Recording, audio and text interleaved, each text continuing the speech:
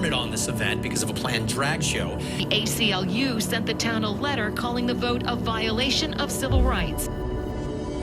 A Supreme Court showdown on abortion rights. The abortion ban infringes on their freedom. Dramatic increase in the number of books being banned in school districts across the country. And now the ACLU. The ACLU. The ACLU. Is calling the decision unconstitutional.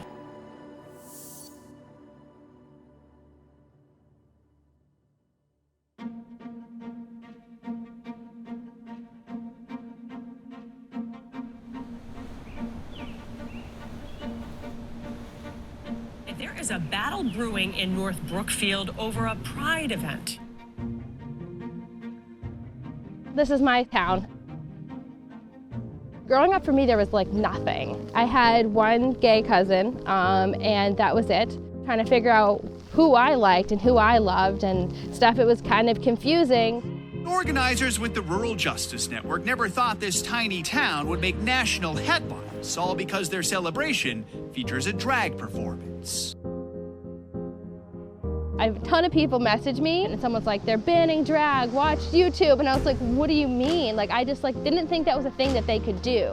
I froze for a minute. It took me a few minutes to be like, it can't be happening. Last month, the North Brookfield Board of Selectmen had approved a small town pride event in June, which included a drag show here on the town common.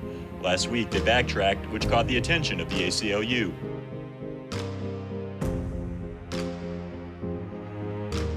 I was still amazed the first time I was like, wait, the ACLU? So it was just a huge relief and it feels empowering. This event, it's harmless, it's family friendly, it's important. Luckily the town was able to recognize that and let us put on this event after all.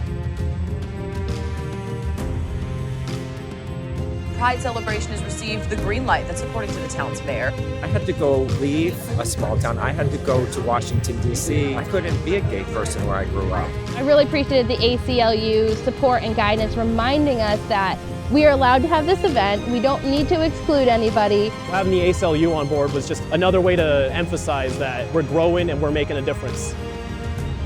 To just have it go forward and have this be in history now feels so good because I know that we made that step. At least we made that one step for the next generation.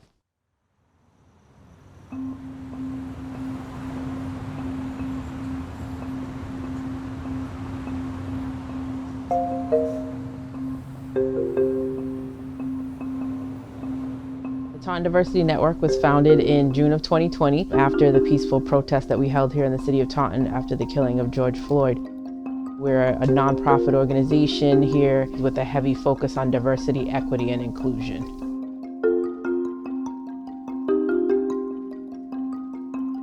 So it actually began around April of 2022. The City Council was beginning to discuss taking away public input.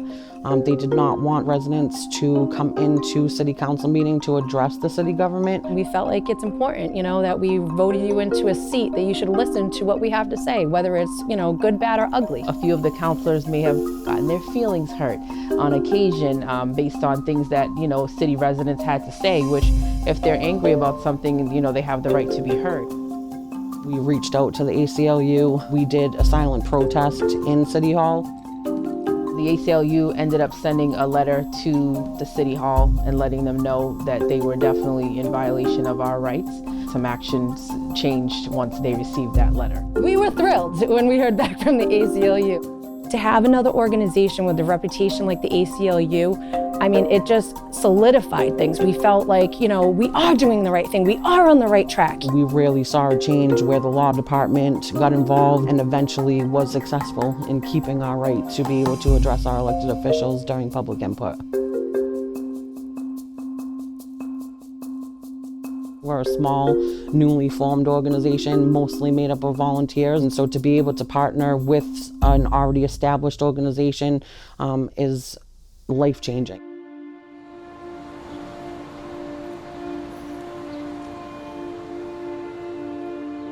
Sharp rise in book bans in America's schools and libraries. A recent study found hundreds of books, mostly focused on LGBTQ themes or racial issues, have now been forbidden across the country. It's a challenging time to be a school librarian. Book challenges are happening all over the state. It feels like libraries are under attack. Over the 2021 to 2022 school year, book banning reached an unprecedented high. I'm Jaden Gomez. I'm a rising senior. I'm 17 years old, and I go to Cambridge Richard Latin High School. My first semester of my junior year, I took AP African American Studies, which is a course that is being banned in states throughout the country. What I liked about it was that it focused on Africa before colonization as well as after. Some of the things include 40 Million Ways to Be Black by Henry Gates, which was an interesting read. I connected with that because I grew up in a predominantly white area, so giving that that spoke to me, learning that, okay, I'm not alone. Kids will say, but I read that book and I really liked it, and why would anyone want to ban it? Well, we have Stamped, which you've probably heard of. It's been in the news a lot. People want to say that this is critical race theory, when in fact it's just a history of racism. We have lots of gender identity books. They're targets in many other places, anything about gender identity, especially for younger children. It kind of makes me mad because I'm not sure how, as a society, we will be able to function if people are uneducated about these important topics. In order to keep that going, we need to keep these things in schools.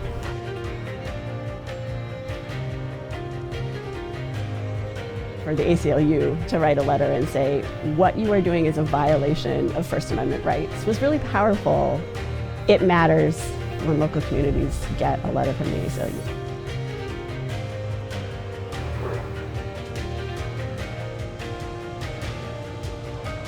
I've learned that we do not live in a bubble here in Massachusetts. I think a lot of people think that we do. I hear from a lot of people, oh, thank goodness we live here. And I just have to say, no, it doesn't matter where you live. It is everywhere. If you want society to progress, people need to be educated about these things. Even if it goes against your personal views or your personal values, it's just interesting to hear someone out and get a different perspective.